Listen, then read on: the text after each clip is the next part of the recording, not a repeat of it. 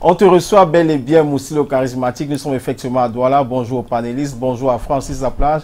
Aujourd'hui, nous allons parler de politique pour dire que le chasseur du lion et le maire de Bafang ont été sollicités pour mener les négociations en vue d'une candidature pas nécessairement consensuelle de l'opposition, mais à l'âge, je veux dire, pas nécessairement unique de l'opposition, mais à l'âge consensuel. Et pour mener à cet objectif, nous avons deux mandataires, Elim Bilobert et Hilaire Zipan. Et dans le cadre de la rubrique Un jeune événement du programme Nous chez vous, nous recevons Hilaire Zipan, l'un des mandataires. Bonjour. Bonjour à tous les téléspectateurs de notre chaîne. Bonjour bien entendu aux présentateurs que vous êtes. Hilaire Zipan, vous êtes un mandataire de l'objectif de candidature consensuelle. Vous refusez qu'on appelle cela candidature unique pour candidature consensuelle.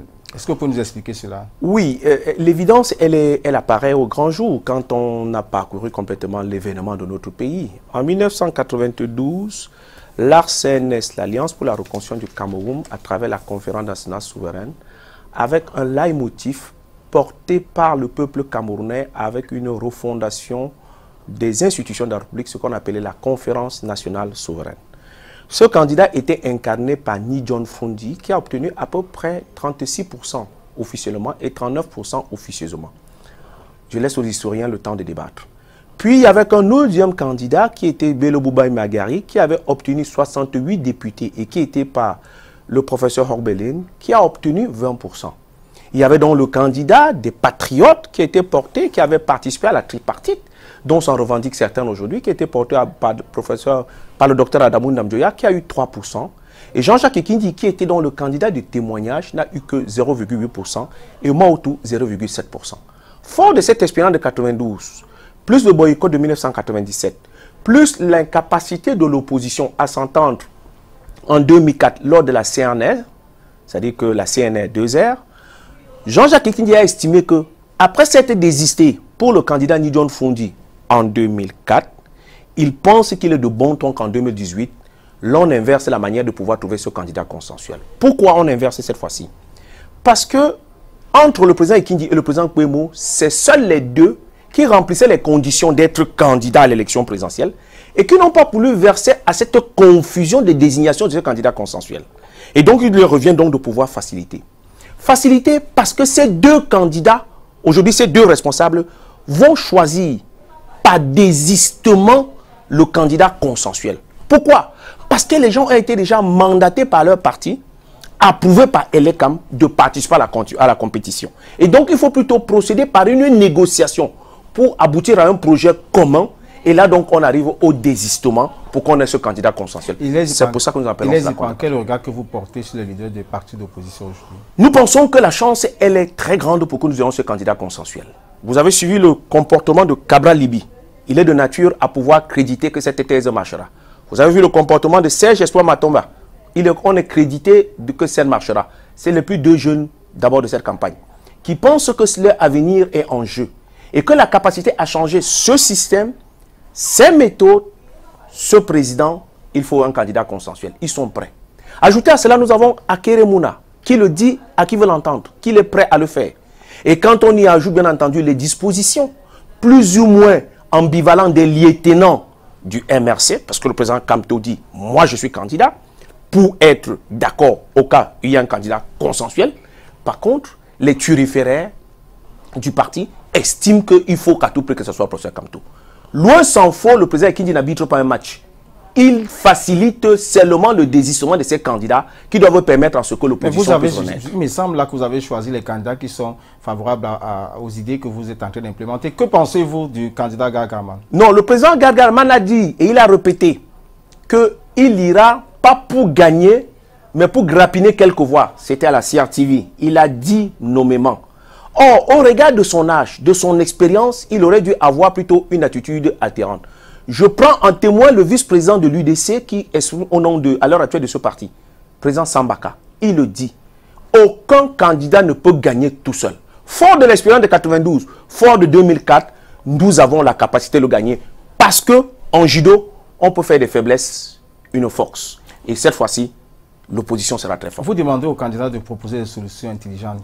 Qu'entendez-vous par ça? Ce n'est pas les solutions intelligentes. Hier, lors de la conférence de presse, le président Ekindi a fait une feuille de route. fort de son expérience de polytechnicien, fort de son expérience d'ancien candidat pendant 3 reprises, il a posé 5 petites questions que je veux me permettre de lire très rapidement. Première question. Dans quel état se trouve notre pays actuel? Doivent répondre les candidats. Deuxième. Quel est le bilan que l'on fait passer et quelles sont les solutions qu'on peut entrevoir? Troisième question. Quels sont les projets capables de pouvoir résoudre les problèmes des Camerounais? Quatrième question. Quel est ce que le candidat peut faire pour que le peuple puisse l'adhérer? Et enfin, cinquième question, quelles sont les équipes qui vont accompagner ces candidats-là? Et ils vont répondre à ces interrogations par 2 phénomènes d'étape. Le premier phénomène d'étape, c'est les crises conjoncturelles, la crise anglophone, l'agression de Boko Haram et le monde globalisé. C'est les premières. Et puis les crises structurelles, la forme de l'État, le casse des fonctionnaires et le chômage des jeunes. Monsieur, permettez-moi de vous dire ceci. Vous, dans votre propos, on a l'impression qu'un candidat consensuel viendrait à bout du candidat que nous connaissons tous. Mais pourtant, l'un des mandataires, qui est Limbi Lobé, a brandi un certain nombre de chiffres et d'analyses qui semblent ne pas être favorables au succès de l'opposition, même si celle-ci parvenait à taire son ego, j'ai envie de dire, démesuré. Non, elle n'est pas démesurée. En 2011, les chiffres qui nous ont permis de participer aux élections présidentielles nous ont laissé entrevoir 7 521 651 participants. Nous savons bien qu'à cette époque-là, il y avait des doublons, des triplons. Premier élément. Deuxième élément, il n'y a que eu 4 951 432 qui ont voté. Cela veut simplement dire qu'il y avait à peu près 2 millions de Camerounais qui n'étaient pas partis au vote. Ça, c'est avec l'ancien système.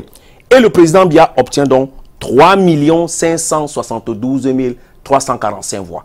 Aujourd'hui, qu'est-ce que nous avons? Nous avons 6 850 000 inscrits nommément, dans lesquels la plupart sont jeunes avec 72%, premier élément.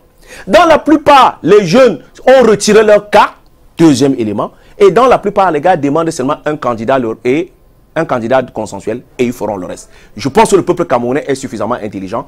Et l'expérience de 92 nous montre que quand vous n'êtes pas du côté du peuple, le peuple vous sanctionne.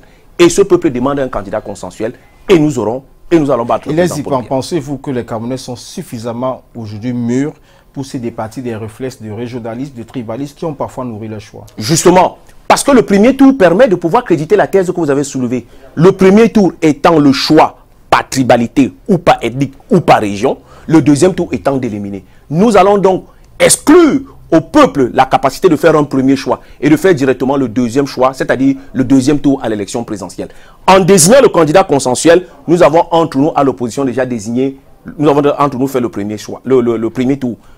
Le 7 octobre, nous allons faire le deuxième tour, c'est-à-dire trouver un candidat de transition qui fera la volonté du peuple, qui va réformer notre EPA et dont la jeunesse serait porteur de l'espoir en, bien entendu, 1998. Monsieur Lézy, pensez que vous êtes membre du MP, du Mouvement Populaire, donc, que dirige Jean-Jacques Ekindji depuis belle lurette aujourd'hui.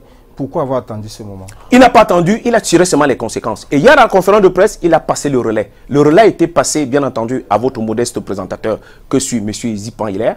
J'ai fait toutes mes armes, tout mon parcours, toute ma formation au mouvement progressiste, parce qu'à l'intérieur d'un parti, on réfléchit et on agit quand on a le pouvoir. Vous connaissez mes actions en tant que conseiller municipal. Vous savez qu'aujourd'hui, j'ai conduit un maire à Douala Premier au TCS. Vous connaissez le combat que je mène contre le délégué de gouvernement qui a spolié la fortune publique. Et je ne veux pas vous dire que ce combat va continuer parce que nous sommes engagés et nous sommes déterminés à pouvoir. Il s'agit de notre avenir. Il ne s'agit pas de l'avenir du président Paul Biya.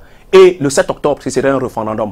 Voulez-vous la transition? Oui, vous votez pour le candidat consensuel.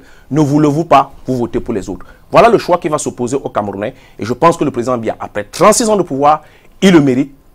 Il a besoin d'un repos. Nous allons lui donner les conditions les meilleures parce qu'il a quand même gardé notre pays debout comme un grand homme.